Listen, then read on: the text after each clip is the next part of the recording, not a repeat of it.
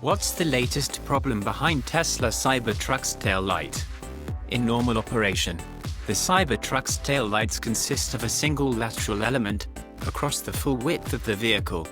But when the driver brakes, the main taillight on the tailgate deactivates and is replaced by a shorter light just beneath it.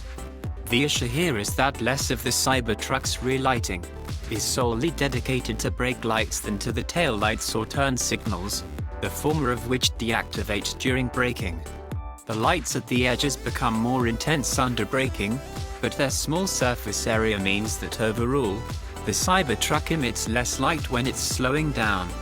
This could lead to drivers of following vehicles becoming confused, assuming a Cybertruck is coasting or accelerating when it's braking, and vice versa. Best case scenario, the result is traffic flow problems. Worst, rear-end collision.